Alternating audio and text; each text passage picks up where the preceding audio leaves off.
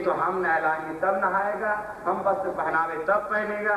तो मैया सबसे पहले उस बालक को तैयार करें। वैसे ही आप गुरुदेव और आचार्य के चरणों में यदि सदैव क्षण प्रति क्षण यदि आश्रय भाव में रहोगे, वास्तविकता है कहीं झूठी नहीं, कहीं कल्पना की बात नहीं, आचार्य प्रतिक्षण आपकी रक्षा करेंगे। केवल विश्वास। अस्तु तृतीय स्कंद में मैत्रेय जी और विदुर जी के साथ मिलन हुआ है।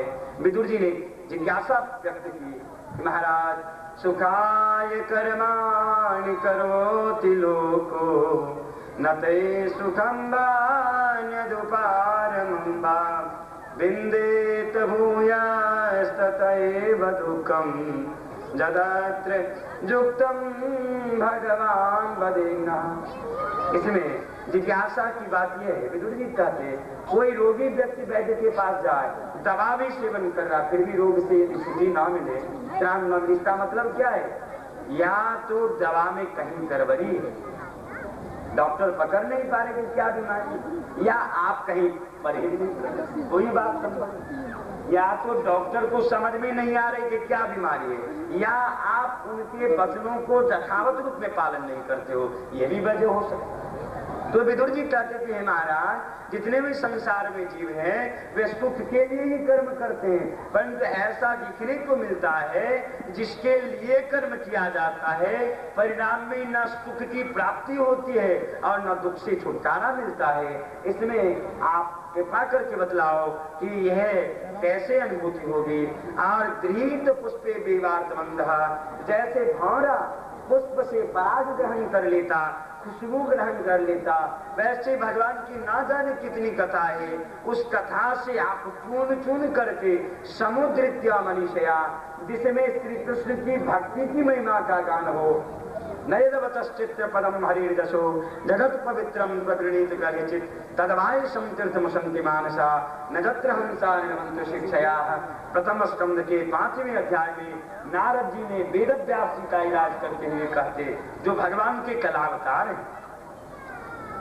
इसमें इस शिक्षा में हमारे आचार्य ने दिखलाया है कि समर्थ होने पर भी जिन्होंने कितने ग्रंथों की रचना की, महाभारत आदि ग्रंथों की रचना की, वे भी अस्वस्थ है। यह आचार्य की परंपरा है। जब तक आप आचार्य से नहीं जुड़ोगे, नारद जी की जब सानिध्यता मिली है तब वेद व्यास जी की द्वारा रचना हुई, जिसके श्रवण की ऐसी महिमा है। दश्याम वै सूयमानायाम कृष्णे परम पुरुषे भक्ति उत्पद्यते पुंसः शोकमो व्यापः। जितने भी साधन है उसमें करोगे सब पाओगे। भागवत जी की कथा की विशेषता यह है श्रूयमानायाम, व्याकरण के आधार से आप इसमें देख लोगे वर्तमान क्रिया का प्रयोग किया गया है। श्रवण मात्र से भी करोगे तो और अच्छी बात, आचरण करो, पालन करो। कम से कम यदि आप श्रद्धा विश्वास के साथ यदि महापुरुष के मुख से दिव्य भागवत कथामृत को पान करोगे तो उसकी भी अलौकिक महिमा है, अलौकिक महिमा है। वास्तविकता है कि महापुरुष के मुख से जो सुनोगे वह शब्द, वह वाणी, वह सिद्धांत कभी विफल नहीं होता है, आज न कल प्रभावकारी हो ही जाए। तो विदुर जी के साथ मिलन होने पर मैत्रेय जी बतलाए एकांत लाभो वचसोनुपुंसाम सुश्लोक मोले गुणवाद माहु सुतेश विद्वद विरूपाकृतायाम कथा सुधायाम उपसंप्रयोगम। जो रसिक है उनके मुख से भगवत कथा सुनना और कथा सुधायाम उपसंप्रयोगम, कानों के लिए यही सबसे बड़ी लाभ है, उत्तम लाभ। लाभ की हरि भगति समाना जही गावत श्रुति वेद पुराना। भक्ति से बढ़कर के कोई लाभ हो सकता है? भागवत जी के 5वें स्कंद में हमारे आचार्यों की उक्ति है कि जस्यास्ति भक्तिर् भगवत्य किंचना सर्वे गुणैस्तत्र समासते सुरा हरा भक्तस्य कुतो महद्गुणा मनोरथेना सति भावतो वही। भक्ति जस्यास्ति भक्ति, जिसके हृदय में भक्ति है वह गुणायनम शील धनम कृतज्ञम, सब के सब विभूति रिद्धि सिद्धि वर्ण कर लेते हैं। एकादश स्कंद में भगवान ने कहा है कि सर्वम मद भक्ति जो देना मद भक्तो लभते जैसा। हमारे जो भक्त होते हैं, भागवताश्रयी होते हैं, वे अन्य साधन के प्रपंच में न पड़ करके भागवत जी का ही एकांतिक आश्रय लेकर के सब सिद्धि को प्राप्त कर लें। बल्कि सिद्धि प्रदा प्राप्त करने पर भी हम देते दीयमानम, देने पर भी न ग्रहणम दी, नहीं ग्रहण करते। बोले क्या? अरे महाराज द्वितीय स्कंद में चर्चा है, कौन सते पाक दशरोध भाजम सुदुर्लभोर्थे सुचतुर स्वदीहाम तथापि नाहं प्रवृणोमि भूमन् भवत पदाम्भोज निषेवणो सुखा। बोले कि उद्धव जी कहते हैं विदुर जी, हे आराध्य, हे हमारे प्रभु, ते पाद सरोज भाजाम, आपके चरण कमल की भक्ति करने वाले जो अनुरागी जन हैं, उनके लिए कौन सा पदार्थ दुर्लभ है? चतुर्षु अपीह सालों की शाम रुपया भगवान तो देते, परंतु भक्त क्या करते? तथापि नाहम प्रवृणोमि भूमन, हे भूमन, हे प्रभु, मुझे नहीं चाहिए, न प्रवृणोमि, नहीं मांगते। बोले क्यों? तो भवत पदाम्भोज निषेवणो सुखः, आपके चरण कमल की सेवा में हमें उत्सुकता जग गई है। अन्य वस्तु की आकांक्षा अभिलाषा कब तक है? जब तक भक्त के चरण सेवा में उत्सुकता नहीं हुई है। जब यह उत्सुकता जग जाती है तो अन्य कामना नहीं रह पाते। और हमारे आचार्य ने कहा है चैतन्य चरितामृतम में, भुक्ति मुक्ति आदि वांछा यदि चित्ते होय साधन करिले प्रेम उद्गम न होय। जब तक आपके अंतर क्षेत्र में भुक्ति मुक्ति की इच्छा रहती है, तब तक भक्ति का आस्वादन नहीं संभव। तथा तो अद्भुत बातें हैं, सब संभव नहीं है। अब आगे बढ़ रहे, मैत्री जी कह रहे कि ये सृष्टि परंपरा चल रही है, 12 रूप में आए। क्यों? मनु महाराज कहते, महाराज आप जो आदेश दे रहे हैं, ये पृथ्वी तो अशेष जल में ओतप्रोत है, उसे कैसे लाया जाएगा? अब इनके इन विचारों से अवगत होकर के ब्रह्मा जी विचार करने लगे। छीका होती है, नासा आया हाथी विराट सहस्त्रांग, उनके नासा छिद्र से ही एक 12 शिशु बुलवारा भगवान की केशव धृत शुकर रूप जय जगदीश हरे। जयदेव जी महाराज ने गीत गोविंद में वर्णन किया है। देखो हमारे प्रभु, हम आप लोगों के लिए कहा जाए कि आप शुगर बन जाओ चाहोगे, शुगर योनि नहीं पसंद करोगे, परंतु हम जीवों के कल्याण के लिए भगवान शुकर रूप में धारण किए, शुकर रूप में आए। ऋषि महर्षियों ने दर्शन किया, बोले महाराज जितम जितम दे जित यज्ञ भावन, आपकी जय हो, आपकी जय हो। हे अजित, अजित का मतलब क्या है? व्याकरण में समास के आधार से लिखा जाए, न केनापि जितश्चासौ अजितः, जो किसी के द्वारा जीते नहीं जाए, मतलब पराजित न, आपकी जय हो। अब इस प्रकार से चले, पृथ्वी को कैसे लाया जाए? ला रहे थे हिरण्याक्ष, जो काबू किए हुए अपने हाथों में। ये जिज्ञासा जब हुई, चर्चा हुई, बोले महाराज हिरण्याक्ष को कैसे मारे? ऐसी जिज्ञासा होने पर मैत्री जी कथा सुना रहे कि विदुर जी, एक समय की बात है, 4 कार्य जो है संध्या में वर्जित है। चतुष्कर्मणि वर्जय, आराम करना, स्वाध्याय करना, आहार, निद्रा, मैथुन, ये 4 काम जो है सो संध्या काल में वर्जित है। संध्या समय में एक ही मात्र आप कर सकते हो, या भागवत पर हो या ना हो, इसमें कोई समय का विधान नहीं। भागवत जी में भी ऐसा प्रयोग है, सदा सेव्या श्रीमद्भागवती कथा यस्याः श्रवण मात्रेण हरि चित्तम समाश्रय। नाम के लिए भी कोई समय की अपेक्षा नहीं है, भागवत के लिए भी समय की कोई अपेक्षा नहीं है। अन्य जितने भी 4 साधन है उसके लिए संध्या समय में वर्जित किया गया है। परंतु दीति महारानी संगवशात इनमें ऐसी इच्छा हो गई, अपने पति के दुपट्टा को पकड़ करके मजबूर किए, लाचार किए। अब समागम होता है, कश्यप जी महाराज को समर्थ, उन्हें स्मृति हुआ है, बोले नाना आपने बड़ी भूल की, गलती की है, आपको ऐसा नहीं करना चाहिए। अब के बाद जो पुत्र होने जा रहे हैं सभी को दुख देने वाले, अब रीति महारानी गिड़गिड़ाने लगे, हे महाराज हम जैसे अबला पर तो व्याधा भी दया करते हैं, शंभु भगवान कैसे नहीं दया करेंगे, जरूर दया करेंगे। हमने गलती की है, याद रखें माता लोगों में ये विशेष रूप से अभ्यास रहता है कि गलत काम कर भी लेंगे और स्वीकार भी नहीं करेंगे। ये परंपरा रही है और दिखने भी आता है, दिखने में भी लगता है, परंतु ऐसा काम नहीं करना चाहिए। भूल होना स्वाभाविक बात है। आज दीदी महारानी से भूल हुई है, भूल को स्वीकार करने की हमने गलती की है, हमसे हो गया है, तो इसका फल क्या मिला? बोले कि पौत्र के रूप में महाभागवत आए। महाभागवत कौन है? प्रहलाद जी। दृत्यावधि समा कृष्ण प्रहलाद। भक्ति का यथार्थ उदाहरण कैसे हो तो प्रहलाद जी है। अरे हम आप लोग सुख की स्थिति में हजारों दास दासियां तब आप भजन कर रहे हो, सही बात है, यह भी विशेषता की बात है, परंतु भजन की परीक्षा तो तब होती है जब सब आपके विपरीत हैं।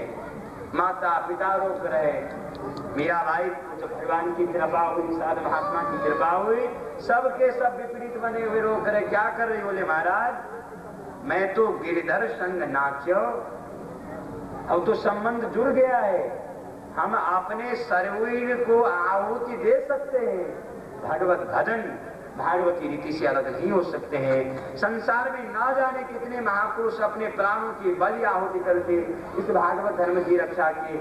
स्वामी हरिदास जी महाराज जिनका नियम रहा नित्य प्रति करोड़ नाम, 1 करोड़ उन्हें महीना में पूर्ण कर लिया करते थे, जलचर थलचर नवचर जीवों के लिए। महाराज उस समय में जो बादशाह उन्हें सूचना मिली, अरे ये विपरीत काम कर, बोले पीटो, कोरे बरसाए जा रहे पीठ पर, बाजार में घसीटे जा रहे, परंतु उन्हें फिक्र नहीं है। जब तक चेतना है, जब तक ताकत है, ऊर्जा है, तब तक अपने जीवा से हरे कृष्णा कृष्ण कृष्ण हरे हरे, हरे राम राम राम हरे हरे। आज वे त्याग की, उनमें यह यथार्थ समर्पण की स्थिति रही। तो जब जब भागवती दृष्टि का आश्रय लेकर के कोई भी भागवत कथावाचक व्यासासन ग्रहण करेंगे तो ऐसे महापुरुष के जीवन चरित्र को वर्णन करना ही पड़ेगा, करना ही पड़ता है। कारण ऐसे महान भावों की चर्चा करने से वाणी में सरसता आती है, प्रवाह की स्थिति बन जाती है और वक्ता भी धन्य हो जाते हैं, श्रोता भी धन्य हो जाते हैं। तो ऐसी बातें हुई। अब समय पर चल करके एक समय जो ब्रह्मा जी के बालक है, सब तरह की इच्छा से अलग होकर के 6 ड्योढ़ी पार करके भगवत दर्शन के लिए चले। 2 पार्षद है जय और विजय, लठिया लगाए, बोले महाराज अभी आप नहीं जा सकते। कैसे जाओगे? सनकादि महाराज तो सिद्ध रहे, बोले महाराज जो भगवान की महती सेवा के प्रभाव से इस लोक को प्राप्त हो गए, उसमें विषमता की स्थिति नहीं रहती है। वह तो समूहम सर्वभूतेषु न मे द्वेष्योऽस्ति न प्रियः। आप इस स्वरूप को प्राप्त हो गए हो, फिर भी विषमता है, कृपणता है, संकुचितता है, यह अच्छी बात नहीं है। जाओ, आपकी ऊपर कृपा करते हुए हम श्राप दे रहे कि आप इस योनि को प्राप्त। मुनि श्राप जो दिन्ना अतिभल किन्ना परम अनुग्रह में माना।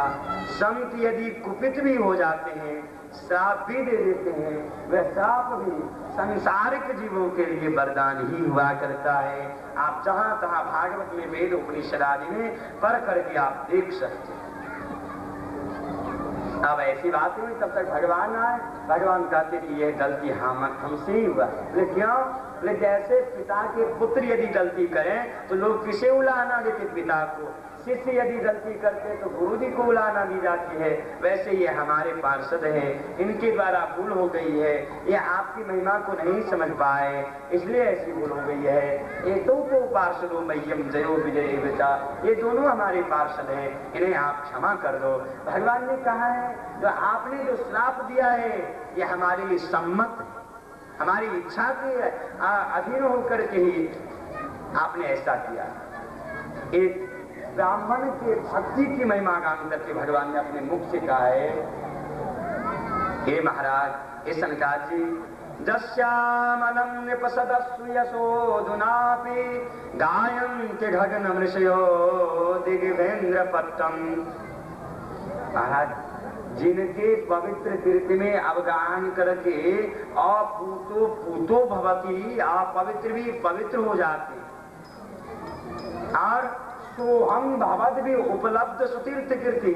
हमें जो लोग कहते कि वैकुंठ नाथ है, तयो स्वर्ग कल्या जबकि वैकुंठो स्वयं मरी, तो यह जो कीर्ति मिली है हमें, यह जो जस प्राप्त हुआ है आप लोगों को, हमारी भुजा भी सोहम भवद में उपलब्ध सुतीर्थ कीर्ति छिंद्याम। भगवान चाहते कि ब्राह्मण वैष्णव के प्रति यदि हमारी भुजा भी कोई यदि अपशकुन कार्य करे तो सिंध्याम स्वभावमपिवा प्रतिकूल वृत्तिम, ब्राह्मण और शास्त्र प्रतिकूल आचरण करने पर यदि हमारी भुजा से भी भूल हो जाए तो भुजा को काट करके अलग करने में हम प्रतीक्षा नहीं करेंगे, विचार नहीं करेंगे। इन्होंने आपके चरणों में गलती की है, अपराध किया है और यह दंड दिए हो, इस दंड के द्वारा इनका समुचित मार्जन हो जाएगा, ये अच्छी बात हो जाएगी। वास्तविकता तो ये है, मर्म तो ये है, एक समय यह पार्षद लक्ष्मी महारानी के चरणों में भी अपना अपराध कर चुके थे। तो लक्ष्मी महारानी के चरणों में अपराध करने पर यदि भगवान कुपित होकर के दंड देते तो संसार के लोग, प्राकृत बुद्धि वाले जीव, प्राकृत जो बुद्धि वाले जीव हैं, वे कह सकते थे कि अपनी पत्नी में बहुत आसक्ति है इसलिए श्रापित कर दिए, तब वह कैसे बने, इसका मार्जन कैसे हो। तो भक्त के चरणों में अपराध हुआ है, भूल हुआ है, इनके द्वारा ऐसी व्यवस्था हुई है, फिर समय पर चल करके परम पुनीत हुए हैं। यह सब मर्म है। सभी श्लोकों की व्याख्या अल्प समय में संभव नहीं है, तो वे श्लोक को प्राप्त हुए हैं। हिरण्याक्ष समय पर चल करके दीति महारानी कितने वर्षों तक उस वीर्य को अपने गर्भ में धारण किए रहे, और उन्हें तो मालूम था कि जो पुत्र होंगे वे सभी को सताने वाले, कितने वर्षों तक। अब उनके इस तेज की वजह से सभी देवताओं का तेज फीका पड़ने लगा, सब लोग त्रस्त होने लगे। बोले महाराज हमारी रक्षा कैसे? बोले होगा, व्यवस्था हो जाए। समय पर चल करके हिरण्याक्ष और हिरण्यकशिपु आए, अद्भुत पराक्रमी। अब गदा लेकर के खोजने लगे कि महाराज कोई दो दो हाथ कर ले, जैसे कोई विद्वान होते हैं वे विद्वान को खोजा करते, महाराज कहाँ से व्याकरण में शास्त्रार्थ करोगे क्या? वैसे तो हम लोगों के लिए शास्त्रार्थ की परीक्षा होती, विद्यावताम भागवती परीक्षा। जो विद्वान हो वे अपने बुद्धि को भागवत में लगा करके देखें। भागवत जी के बाद यह बात नहीं है, जो भागवत जी के रास्ते को समझ रहे मतलब वह सब कुछ में निपुण है, अनग आरोष दक्ष विज्ञान, विद्यावताम भागवती परीक्षा। तो ऐसी बातें हुई, देवराज इंद्र भयभीत हो गए, त्रस्त हो गए, अपने अमरावतीपुरी को छोड़ करके भाग गए। नारद जी महाराज गमन करते हुए आए। बोले महाराज क्या कर रहे? बोले महाराज जैसे विद्वान को इच्छा रहती है कोई शास्त्रार्थ करने के लिए मिले, तो हमारे पास ताकत है, दो हाथ किसी से हो जाए तो अच्छा है। नारद जी महाराज, नारद का मतलब क्या है? वैसे तो बहुतों टीका है हमारे आचार्यों ने किया है, नारम ज्ञानम ददाति इति नारद, वह अज्ञानम, यदि विवादी प्रकरण में व्याकरण में आप जाओगे तो अज्ञानम यति खंडयति इति नारद, जो अज्ञानता को खंडित कर हटा दे वे नारद है, वह जो ज्ञान देने वाले हैं। वास्तविकता है, भक्तमाल में चर्चा है, यदि गुरु मिले तो नारद जी ऐसे मिले। कहीं आप देख लो नारद जी के जो कोई भी शिष्य हुए भगवत अनुभूति को प्राप्त कर ही, ध्रुव पदमपि जातो जत कृपातो ध्रुवोयम, और प्रहलाद जी भी भगवत स्वरूप को पहचान पाने में सफल हो पावे, उसमें योगदान नारद जी का ही है, गुरुदेव का ही योगदान है। शिष्य जो कुछ भी प्राप्त करता है अतुलनीय संपत्ति, भक्ति संपत्ति, उसमें गुरु जी की ही कृपा सन्निहित रहती है, यह मानना ही पड़ेगा। यदि नहीं मानते हो तो यह आपकी अज्ञानता है, आपकी मूढ़ता है, आपकी अहंकारिता है। अस्तु, अब इस प्रकार से नारद जी महाराज बतलाए कि देखो तुम्हें संतुष्ट करने वाला कोई नहीं है, हम एड्रेस दे रहे, इस एड्रेस के आधार से आप जाओ। आप खोजते खोजते भगवान के पास पहुंच गए। भगवान आ रहे अपने गाड़ी पर, पृथ्वी को अलग करके। बोले कहाँ जा रहे हो? अरे तो बहुत छलिया है, कभी सूकर बनता, कभी मछली बनता, विभिन्न रूप में आ जाता, अभी कैसे बचोगे? फिर भगवान तू कालों से काल है, हिरण्याक्ष की भी व्यवस्था लगाते। साथ ही साथ एक उपाख्यान है कपिलोपाख्यान, जिसे लोग कपिल गीता भी कहते हैं।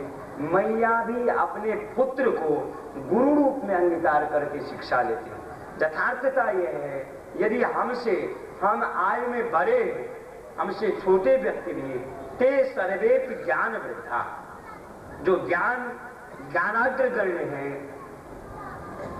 उनका विशेष स्थान है। कहोगे कैसे? अत्रि वशिष्ठ च्यवन बड़े बड़े वृद्धात्व पितामह बैठे हुए हैं और उस महती सभा में श्री सुखदेव जी व्यासासन ग्रहण किए। सभी लोगों ने अभिनंदन किया, महाराज धन्य हो, धन्य हो। तो जो भागवत रस में उतप्रोत रहने वाले जन हैं, वे सभी के लिए पूजनीय होते। हम जीवों की बात क्या कही जाए, वे भगवान के लिए भी आदरणीय है। बोले क्यों? तो संत न होते जगत में होते राम निपुत। यदि संत न हो तो आप यथार्थ वस्तु को कैसे समझोगे? तो भगवान की भक्ति को समुचित रूप से प्रचार करने वाले संत ही है, प्रचार प्रसार करने वाले।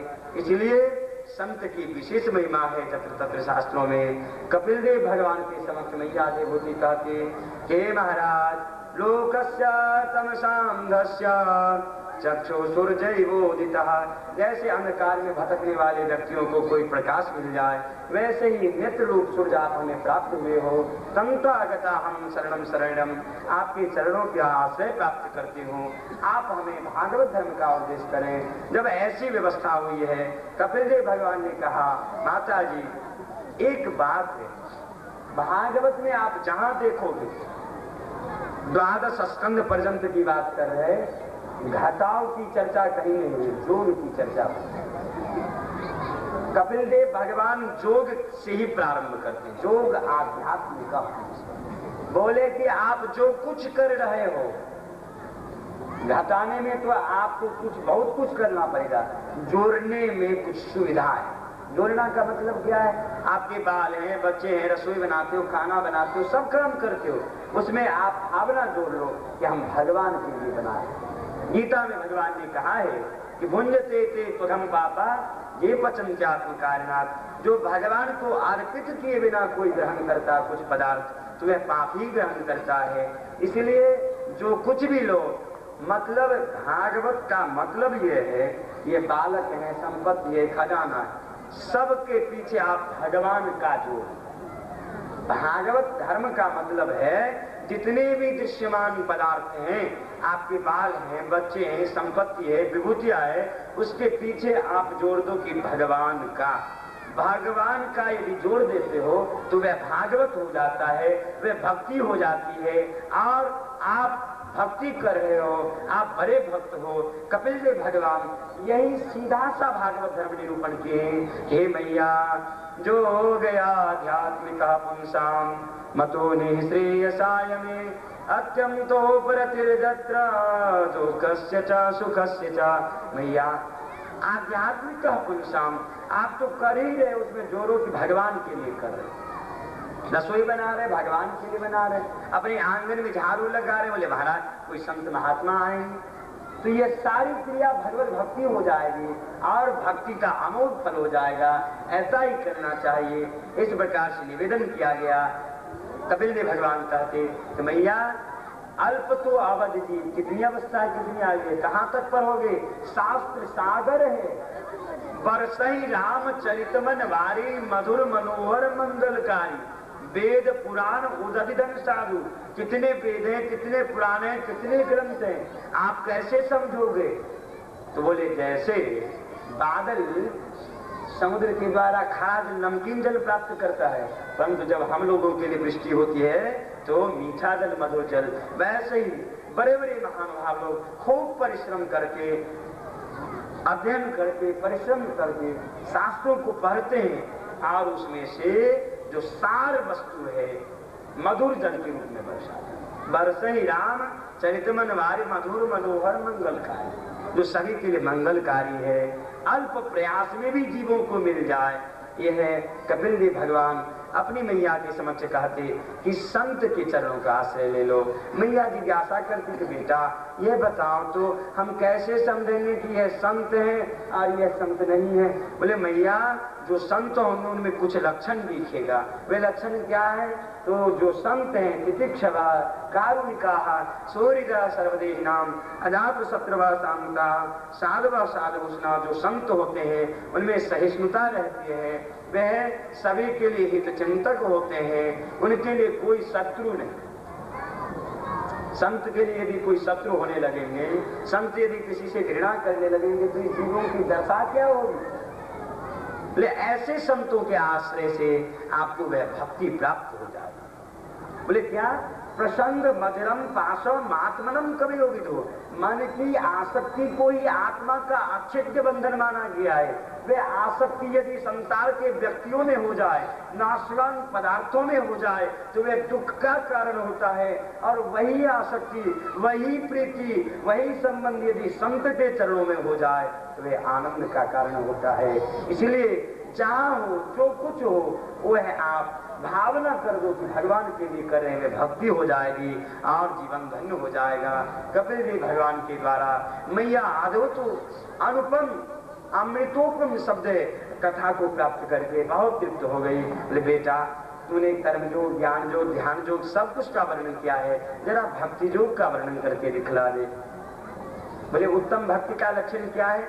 मैया जिज्ञासा की निर्विन्नाम मितराम भूमन्ना सदिंद्र दर्शनात् येन संभाव्यमानेन प्रपन्नांधं तमा। प्रभु वेद में स्त्रियों का अधिकार नहीं है, कर्म ध्यान ज्ञान में सभी का अधिकार नहीं है।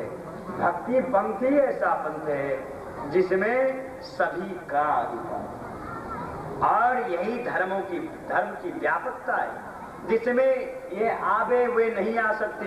वह उत्तम धर्म नहीं हो सकता है। उत्तम धर्म वही है जिसमें शुद्ध भी आ सके। किरात हूनांग्र पुलिंद पुलकसा आवीर टंका यवनाथ साधयः जिन्ने च पापा यदपात्रयात्रया शुद्ध्यन्ति तस्मै प्रभु विष्णवे नमः। किरात हून आंग्र पुलिंद अलकस, ये लोग भी यदि संतों की कृपा दृष्टि से जुड़ जाए तो वह भी भागवत तत्व को समझ करके उनका जीवन भागवत में हो जाता है, जीवन धन्य हो जाता। कपिल देव भगवान बोले कि मैया बहुत प्रकार के भक्त हैं, सात्विक भक्त, राजस भक्त, तामस भक्त, निर्गुण भक्त। तामस भक्त कौन है? जो ईर्ष्या द्वेष को लेकर के भक्ति करते हैं, हम भजन कर रहे उसका अनिष्ट हो जाए, ये तामस भक्त। राजस भक्त कौन है? अरे महाराज भजन करे हमें खूब सुख सुविधा हो जाए, वे राजस भक्त हैं। सात्विक भक्त कौन है? नहीं भजन करना चाहिए, मानव शरीर मिला है भजन के लिए ही। हमारे बड़े महाराज जी कहा करते थे, बड़े मनसीपुर महाराज जी, देखो अन्य बात अन्य जोन पे भी संभव है, मानव शरीर मिला है केवल भजन करें। कुछ दुख उठा करके भी, कष्ट उठा करके भी, अनिति मार्ग पर न चल करके गुरु गोविंद के द्वारा जो निर्धारित पथ है, निर्धारित विचार है, अंजसा आत्मलब्ध है, वे आप जीवन भर निर्वाह करके भक्ति आस्वादन कर लो तो आगे का जीवन बन जाएगा। जीवन में भले ही कुछ कष्ट हो जाए, परेशानी हो जाए, परंतु भक्ति पंथ से, भक्ति विचार से मत। हमारे बड़े महाराज जी की बात मन से सुनना। हमारे सरकार, हमारे गुरुदेव कहा करते थे, ये हमारी परंपरा ये है। तो कपिल जी भगवान बतलाए ये सात्विक निर्गुण भक्त कौन है? बोले मदगुण श्रुति मात्रेण मयि सर्वध्वासये मनोगत रवे चिन्ना जथा गंगा वसुमधु। जैसे गंगा की अविरल धारा जब समुद्र में मिलने के लिए चलती है, उस समय यदि पहाड़ की चट्टान को रखा जाए तो गंगा महारानी 2 बार ही प्रयास करती है। एक बार के प्रयास में तो उनकी इच्छा रहती है कि चट्टान को किनारे लगा दे। यदि चट्टान किनारे नहीं लगता तो गंगा महारानी अपनी अविरल वेग से उस चट्टान को लेकर के भी समुद्र में मिलकर के ही आती है। वैसे ही संसार में बाधा होगी ही, संकट की स्थिति आएगी, गुरुदेव के श्री चरणों का आश्रय लेकर के गुरु हरे चरणोपासनास्त्रो जहीव्यलिकम स्वयमात्मोषम, गुरुदेव के चरणों का संबल प्राप्त करके यदि आप आश्रय लिए रहोगे, विश्वास बनाए रहोगे, जटिल सभी समस्याओं का श्री गुरु पद नकल है। गुरुदेव के चरणों में विश्वास की भले कमी हो जाने पर आपको दुख हो जाए, यदि विश्वास रहेगी, जहाँ पर कृपा गुरु के होई ता पर कृपा करे सब कोई। गुरुदेव की कृपा होने पर सभी देवताओं की कृपा हो जाती है, भगवान की कृपा हो जाती है। चक्रवर्ती बात जी ने कहा है, दस्य प्रसादात् भगवत प्रसादो दस्या प्रसादान् न गति कुतोपि ध्यायन् स्तुवंस्तस्य दशस्त्रि संजम वंदे गुरु श्री चरणारविंदम। ऐसे गुरुदेव की महिमा है।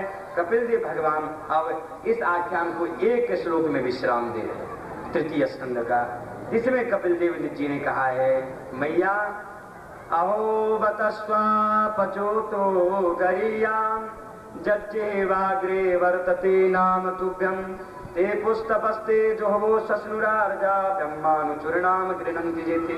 स्वपच होने पर भी वह महान है, श्रेष्ठ। बोले कौन? जो भगवान के नाम का आश्रय लिए। बोले ते पूतपहा, वे सारी तपस्या कर ले। जुहबू मतलब उन्हें स्वाहा स्वधा अलम बखट करने की कोई आवश्यकता नहीं। और ससनु लिट लकार के प्रथम पुरुष बहुवचन में यह रूप बनता है ससनु। बोले उन्हें पवित्र तीर्थ में स्नान करने की भी आवश्यकता नहीं है, जो नाम सिंधु में जो बराबर अनवरत गान किया करते हैं।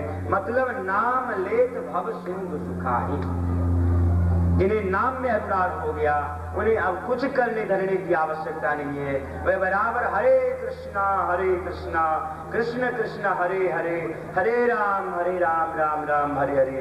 इसके द्वारा ही गोसाई जी महाराज ने कहा है कि जाना चाहें गूढ़गत जेऊ नाम जी जप जाने तेऊ। गूढ़ाति गूढ़ बातों को जानने की इच्छा है तो नाम में आप अनुरागी हो जाओ, अनुराग। अब इस प्रकार से चतुर्थ स्कंद में ध्रुव जी की कथा है।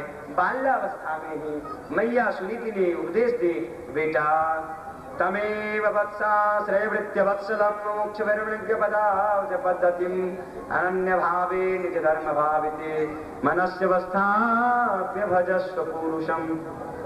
सुरुचि मैया मना कर दे, देखो तू हमारे गर्भ से, तू हमारे बालक नहीं हो।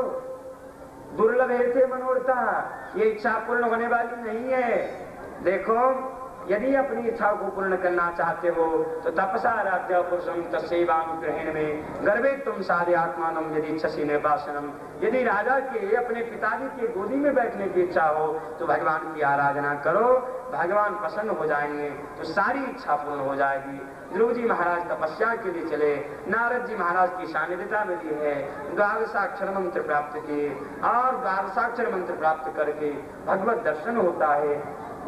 चतुर्थ स्कंद के 9वें अध्याय के शायद पहला ही श्लोक है, जिसमें मैत्रेय जी कहते वृत्या दिदृक्षया बंद। देखो हम आप लोग भगवान के दर्शन के लिए हैरान हो। दिदृक्षया का मतलब है, चक्रवर्ती पाद जी ने टीका किया है कि ध्रुव जी का दर्शन करने के लिए भगवान मधुबन गए और दर्शन के लिए बेटा क्या चाहिए? बोले जाओ, अब जाओ तो पिता की गोदी में बैठोगे, खूब लाड़ प्यार मिलेगा। बोले ना ना, ये कहाँ का फैसला है, कहाँ का जजमेंट है ये? बोले काचम विचिन्वन दिव्य मतनम। अरे कोई कांच को खोजने के लिए चले, उसे दिव्य मणि की प्राप्ति हो जाए तो ये कांच को पसंद करेगा? नहीं महाराज, जब तक आपका दर्शन नहीं हुआ था तब तक भले ही हमारे मन में यह तुच्छाभिलाषा थी कि पिताजी लाड़ प्यार करे। अब आपका दर्शन हो जाने के बाद, आपकी सामीप्यता प्राप्त हो जाने के बाद अब तो हम जगत पिता की गोदी में बैठने जा रहे हैं। पदंत्री भुवनोत्कृष्टम जिदी को साधु वर्तमान में मतलब है नारद जी की कृपा हो गई है तो ध्रुव जी को ऐसा पद मिला जहाँ सप्तर्षियों का भी प्रवेश नहीं, मनु महाराज का भी प्रवेश नहीं, ब्रह्मा जी का भी प्रवेश नहीं। मतलब गुरुदेव की प्रसन्नता लाभ कर लेने के बाद शिष्य को क्या नहीं मिलता है, उसके लिए कुछ भी शिष्य नहीं रहता, जो कुछ चाहिए सब कुछ प्राप्त हो जाता है। अस्तु चतुर्थ स्कंद में ही महाराजा पृथु भगवान भगवत दर्शन करके अपनी इच्छा व्यक्त किए कि नकामयेन्यम तब पाद सेविनाथ, हे प्रभु हमें इस दो कानों के द्वारा भागवत कथा सुनने पर तृप्ति नहीं होती है, इसलिए विधात्सु करना युत में इसलिए बराहा अयुत में इसलिए बराहा, हमें 10,000 कान दें, 10,000 कानों के द्वारा बराबर भागवत कथा रसपान करके हम आनंद प्राप्त करें। इस प्रकार से चतुर्थ स्कंद में कथा हुई है। आगे चल करके नारद जी महाराज प्रचेता गणों को समझाए कि तज्जन्म तानि कर्माणि तदायुष तन मनोवचः, मानवों के लिए वही आयु वही जीवन सफल है, निराम सेव्यते हरिश्वरः, जिसके द्वारा भगवान की भक्ति हो। यह सब कथा हुई है। पंचम स्कंद में परम भागवत परीक्षित जी ने जिज्ञासा किया कि हे महाराज, प्रियव्रतो भागवत आत्मा राम कथम मुने, प्रियव्रत जी तो बड़े भगवान के भक्त, फिर उन्हें गृहस्थ में कैसे रुचि हो गई? और गृहेषु अविनिवेशोयम, घर में रह करके भी घर के बंधन में नहीं बंधे, यह क्या बात हो गई? कबीरदास जी की एक वाणी है, गृही बैनजे रहे उदासी, कहे कबीर हम ताके दासी। मतलब घर में भी रह करके, परिवार के बंधु बांधवों के साथ रह करके भी जो नित्य प्रति भागवत कथा का सेवन करते हैं सब और संत की अनुकूलता सेवा लाभ करते हैं, उन्हें घर के बंधन बंध नहीं पाते हैं। यह भगवान की वाणी है। चतुर्थ स्कंद के तीसरे अध्याय में प्रचेतागण से भगवान ने कहा है कि गृहेष्वाभिष्टांसापि पुंसां कुशल कर्मणाम मदवार्तायापयामानाम न बंधाय गृहान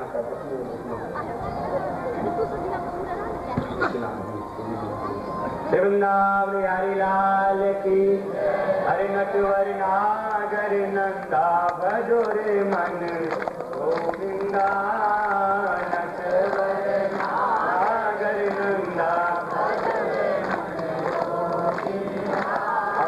नटवर नागर नंदा भजो रे मन गोविंदा, नटवर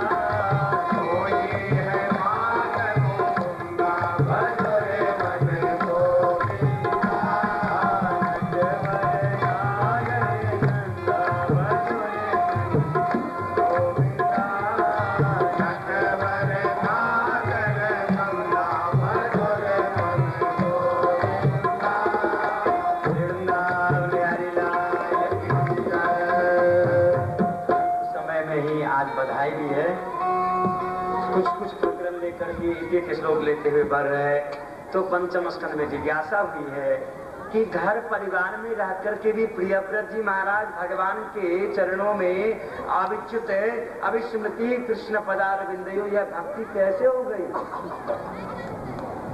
जरा बतलाओ। एक श्लोक में श्री सुखदेव जी महाराज जवाब दिए हैं। पंचम स्कंद के प्रथम अध्याय में आप पढ़ लेंगे कि किस औषधि को सेवन करके प्रियव्रत जी महाराज घर के बंधन में नहीं बंधे। वह श्लोक क्या है? श्री सुखदेव जी महाराज ने कहा है, हे राजन, बाढ़ मुक्तम भगवता उत्तम श्लोकस्य श्रीमच्चरणारविंदरत आवेशित चेतसो भागवत परमहंस दैत्य तथाम किंचिदंतराय वेताम स्वाम शिवतमाम न प्रायेण हिन्वन्ति। हे राजन, तुम्हारा कहना ठीक है। जिनका मन मधुकर भगवान मकरंद रस में एक बार भी सराबोर हो गया है, वे किसी विघ्न बाधा के कारण रुकावट आने पर भी शिवाम शिवतमाम कल्याणकारी जो अंजसा विधि है, सरल विधि है, भागवत सेवन से वंचित नहीं। और जो कलियुग में भागवत सेवन करेंगे नित्य प्रति, उसकी सुरक्षा हो ही जाएगी। ये मैं भी निर्णित रूप से कहता हूँ। सारे महानुभावों के द्वारा यदि आप उसमें अनियमितता बरतोगे तब भले ही आप पड़ जाओ चक्कर में, परंतु यदि अपनी सुरक्षा की दृष्टि से यदि नित्य भागवत और भगवान के नाम को नियमित रूप से नष्ट प्रायेषु भद्रेषु नित्यम भागवत सेवया भगवती उत्तम श्लोके भक्तिर्भवति नैष्ठिकी, यह निर्णीत बात है, अकाट्य बात है। हमारे बड़े महाराज जी भी कहा करते थे कि जो नित्य भागवत सेवन करे, नित्यम भागवत सेवन, एक अध्याय आप भोजन नहीं छोड़ सकते, स्नान नहीं छोड़ सकते, भागवत कैसे छोड़ोगे? इसमें तो कोई विधान नहीं है। स्नान करके भी पढ़ लो या बिना स्नान के भी पढ़ लो। नियमित रूप से आप यदि नित्य पढ़ोगे तो यह हमारा भी अनुभव है, महानुभावों का तो अनुभव है ही। आप कैसे बचते जाओगे संसार से, दुख की स्थिति से, यह आपकी कल्पना की बात नहीं है, यह बाग का पानी का विलास नहीं है, यह अनुभव गम्य भजेंगे संता। आप अनुभव करोगे कि बड़ी बड़ी जटिल समस्या में हमारी रक्षा कैसे हो रही, कैसे गुरुदेव बतला रहे। केवल आप आश्रय भाव से गुरुदेव के चरण में निष्ठ होकर के नित्य भागवत और नाम, ये यदि तो साधन और साध्य का अवलंब ले रहोगे तो आपकी रक्षा हो जाएगी। इसी वंश में ऋषभदेव जी महाराज, जिनके 100 बालक भक्तमाल में कथा है, यदि पिता हो तो ऋषभदेव जी ऐसे, माता हो तो मात मांदालस जान, माता हो तो मांदालसा मैया ऐसे, भ्राता विदुर दयाल सो, भ्राता हो तो विदुर जी ऐसे, और पति हो तो राजा अम्बरीश जी ऐसे, भर्ता नृपा अम्बरीश। गुरु कैसे हो? गुरु अकिंचन परोपकारी, नारद जी ऐसे गुरु जिन्हें कई लोग नहीं है कि महाराज आज तक तो देख रहे हैं, अनुभव का बात है, अनुभव की बात है कि संख्या बढ़ाने में लगे हुए हजारों लाखों शिष्य बना रहे। क्यों? 10 भी मिलेगा तो करोड़ की संपत्ति हो जाए। तो हमारे महाराज जी कहा करते थे, ऐसे गुरु और चेला दोनों नरक में जाए। प्रश्नोत्तरी उपनिषद में भगवान आदि शंकराचार्य जी ने कहा है कि गुरु कौन है और शिष्य कौन है। शिष्य न छाड़े, गुरु खूब फटकारेंगे, डांटेंगे, सुनाएंगे, फिर भी शिष्य उनके चरण आश्रय से अलग न हो।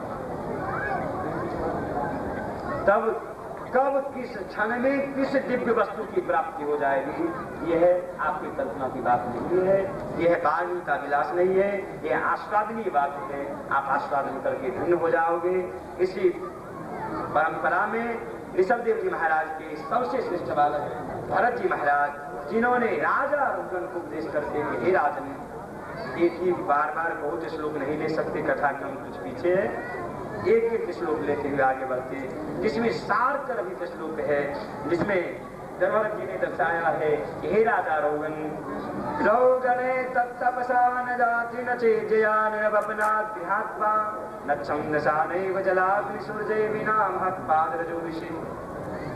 धर्मराज जी महाराज के चरणों में गिर गए, बोले महाराज ये दिव्य ज्ञान कैसे होगा? पढ़ना लिखना बोलना उपदेश करना एक अलग बात है, आचरण में कैसे उतरे? इसके द्वारा सत्य लाभ कैसे हो? बोले महाराज बिना महत्पाद जो अभिषेकम, जब तक महाजन के चरण रज में अपने को अभिषेक नहीं करोगे तब तक यह दिव्य दृष्टि भागवती दृष्टि प्राप्त नहीं होगी। और जब तक भागवती दृष्टि नहीं प्राप्त होगी तब तक आप उद्वेलित रहोगे, अशांत रहोगे, रोगाक्रांत रहोगे और अनेकानेक पीड़ा से क्लांत रहोगे। बचाव नहीं हो सकता है, सुरक्षा नहीं होगी। इसलिए अपने जीवन में किसी न किसी महापुरुष के चरणों का आश्रय जरूर लें। यह कथा हुई है।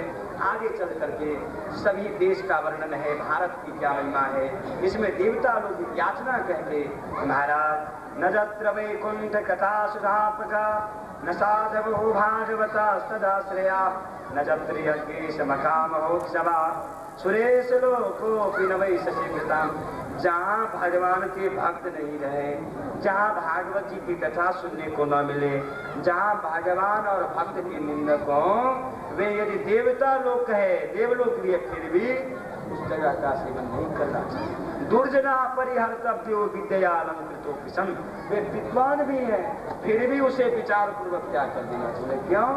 कैसे? बोले मणिना भूषित सर्प, सर्प मणि से विभूषित है फिर भी क्या भयंकर नहीं है?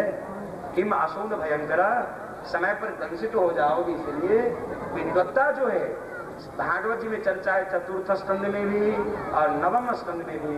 विद्या तपस्या ये जो सद्गुण है यदि साधु पुरुष में आ जाते हैं तो बहुतों के कल्याण का कारण होता है, और दुष्ट पुरुष में यदि विद्या तपस्या सुंदरता ये सब आ जाए तो वह उसके विनाश का कारण होता है और बहुतों के विनाश का कारण बन जाता है। यदि सत्पुरुष में आ जाए विद्या तो वह जत्र तत्र शास्त्र की मर्यादा की रक्षा कर। बोले महाराज आप प्रामाणिकता दिखलाओ, जो आप जो बोल रहे हो इसकी प्रामाणिकता क्या है?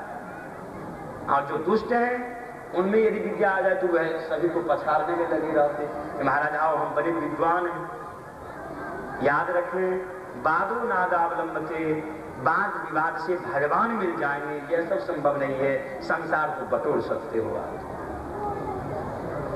वाद विवाद से भगवान नहीं मिलते। नारद जी ने कहा है भक्ति सूत्र में नाय महात्मा प्रवचन लभ्या, प्रवचन बहुत बोल दोगे उससे भी नहीं हो जाएगा। ऐसी ही वाणी बोलो जो अनुभव गम्य बात है, सटीक बात है, चरित्र आचरण करने वाली बात है, जिसको सब कर पावे और सब करके धन्य हो पावे, ऐसी बात है।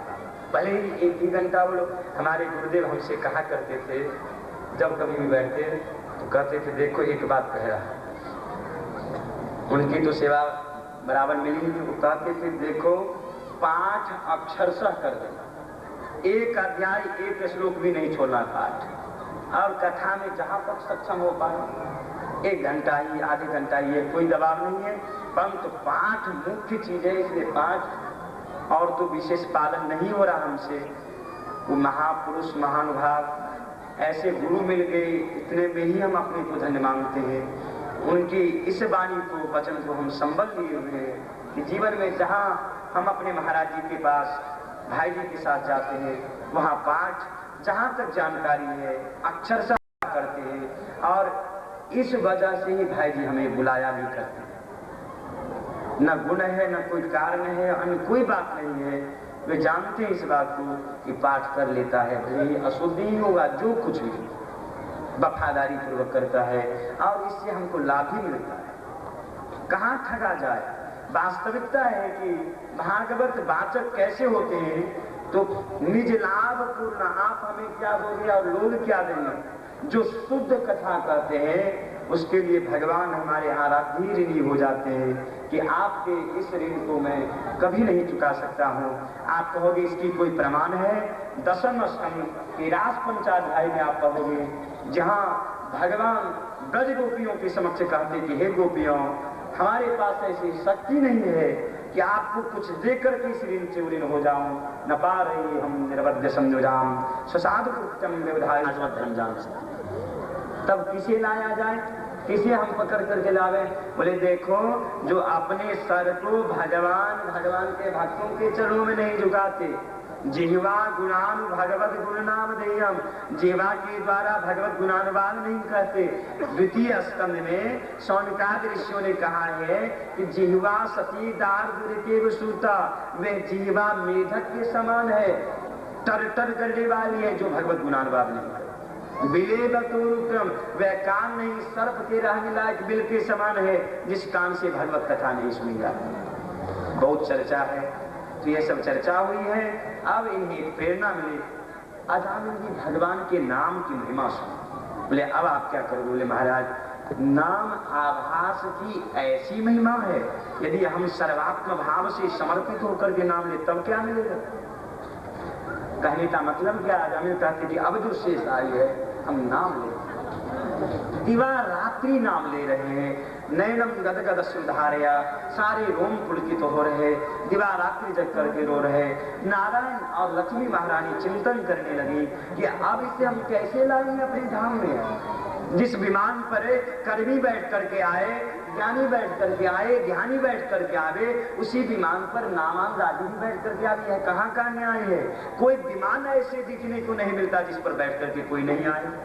तब दोनों ने विचार किया कि एक बात क्या किया जाए। बोले कि हम दोनों अपने गोदी में बैठा करके लाए, अजामिल को अपनी गोदी में बैठा करके लाए। धन्य हो गए। नारद जी महाराज की कृपा हुई है दक्ष महाराज की 11,000 बालकों पर। इनके उपदेश को प्राप्त करके सब के सब विरक्त हो गए।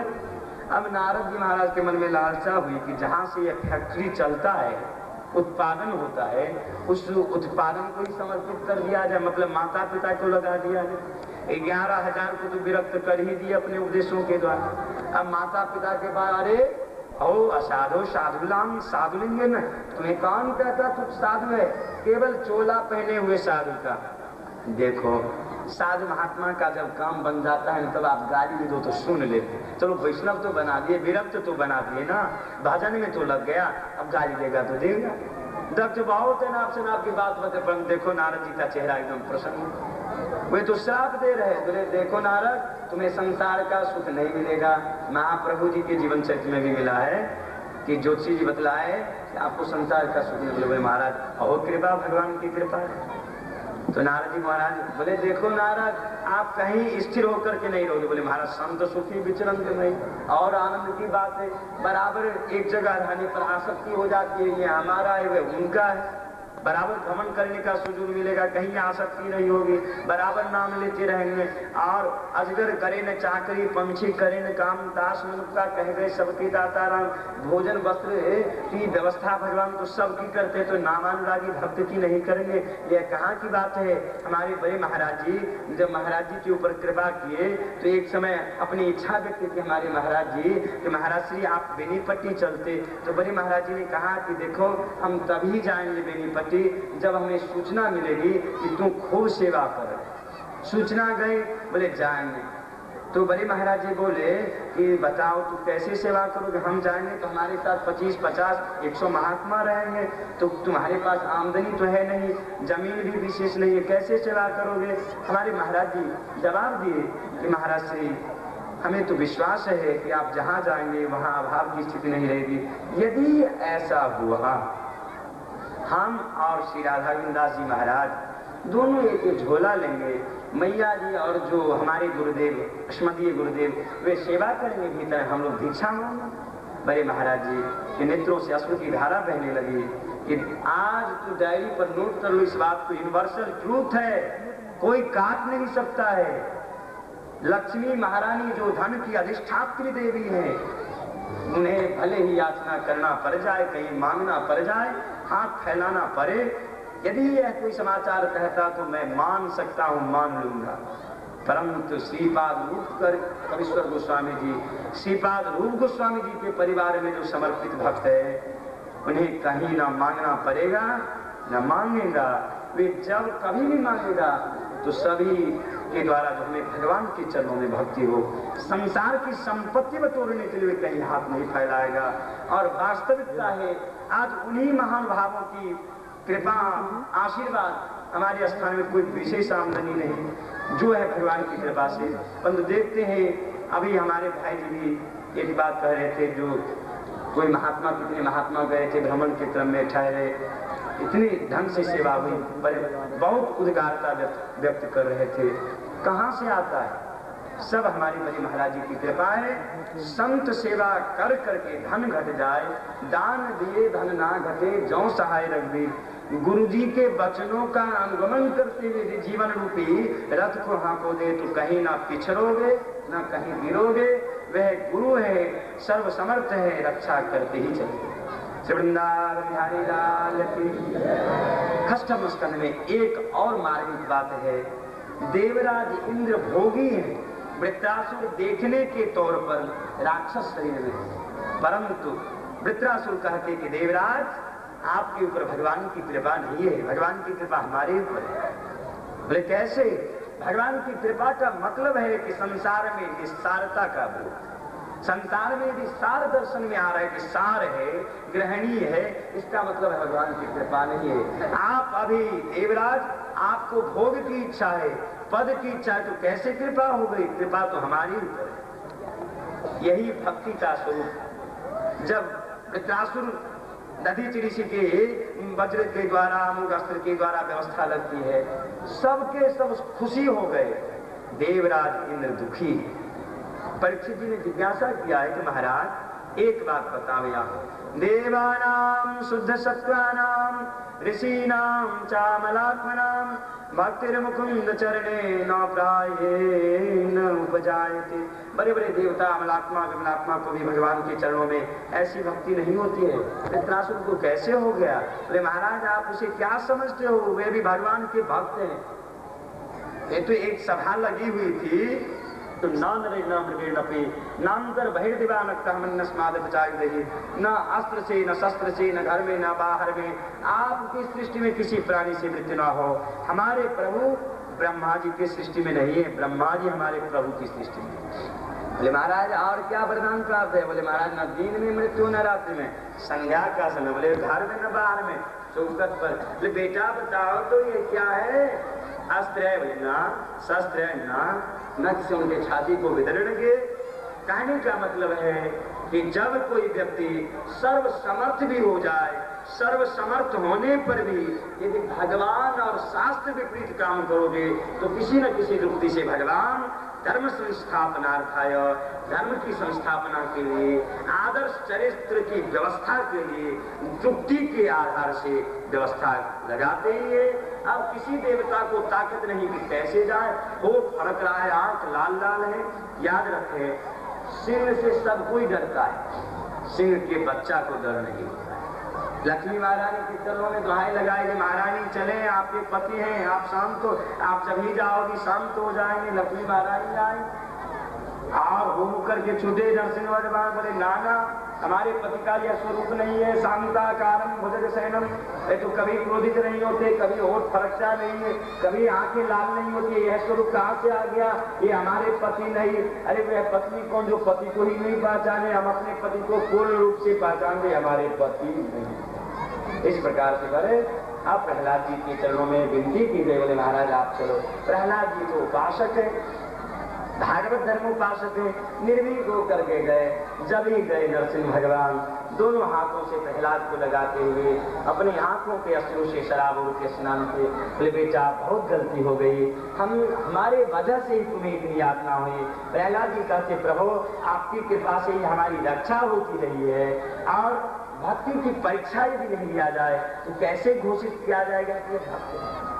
प्रहलाद जी ने स्तुति की है, बहुत लंबी चौड़ी स्तुति है, समयाभाव में सब स्तुति संभव नहीं है। प्रसंग एक श्लोक वर्णन करते हैं स्तुति में, जिसमें प्रहलाद जी कहते हैं विप्राद दुखर्गुणितादरविंदनाभं पादारविंद विंखात् स्वपचम वरिष्ठम मन्ये तदर्पित मनोवचने हितार्थम प्राणम गुणाति सकलं भूरिमान। बोले महाराज ब्राह्मण यदि 12 गुणों से युक्त है, साम दान तपस्या ध्यान सब, फिर भी पादार बिंद विमुखात, भगवान के चरण कमल की भक्ति से यदि विमुख है तो उससे स्वपच भला है, स्वपच भलो। ऐसी स्तुति की है। और स्तुति करके प्रहलाद जी ने कहा है कि हे प्रभु हम ये जानते हैं कि भक्त्या तुतोष भगवान दधियूथ पाय। प्रहलाद जी स्तुति करते, मन्ये धनाभिधनलोप तपश्रुतोजा तेजः प्रभाव पल्पोरुष बुद्धिजोगा नाराधनाय हि भवन्ति परस्य पुंसो भक्त्या तुतोष भगवान दधियूथ पाय। आप भक्ति से ही प्रसन्न होते हो, इसका कोई ज्वलंत उदाहरण है? बोले महाराज दत्त, हाथी कौन सी तपस्या की? व्याधस्याचरणं ध्रुवस्य च वयो विद्यातजिन्द्रस्य का काजातिर्विदुरस्य यादवपते रुद्रस्य किं पौरुषम काजातिर्विदुरस्य यादवपते। इसके द्वारा निर्धारित किया गया कि भक्त्या तुष्यति माधव, भक्त प्रियो माधव। मानव एक भक्तिकर नाता गोसाई जी महाराज ने कहा है, और गीता में भी भक्त्या मेकिया ग्राह्य भक्त्या त्वनन्या सख्यम, गीता में जत्र तत्र आवृत्त किया गया है। भक्ति के द्वारा ही भगवत प्राप्ति होती है। ये सब सिद्धांत स्तुति किए गए। अब नारद जी से धर्मराज युधिष्ठिर जी जिज्ञासा की, गृहस्थ एतां पदवीं कथम लभते, गृहस्थ इस भक्ति रस का आस्वादन कैसे करे, उसके लिए क्या उपाय है? बोले कि उसके लिए यही उपाय है, जब कभी भी अवकाश प्राप्त हो तो विरक्त महापुरुषों का संग प्राप्त करे और उनकी सानिध्यता प्राप्त करके भागवत धर्म की, सिद्धांत की और व्यावहारिक शिक्षा करे। सर्वतो मनसो संगम माधो संगम साधुसु, अपने मन को कैसे कैसे लगाना पड़ेगा, कैसे कैसे अपना स्वाध्याय करोगे,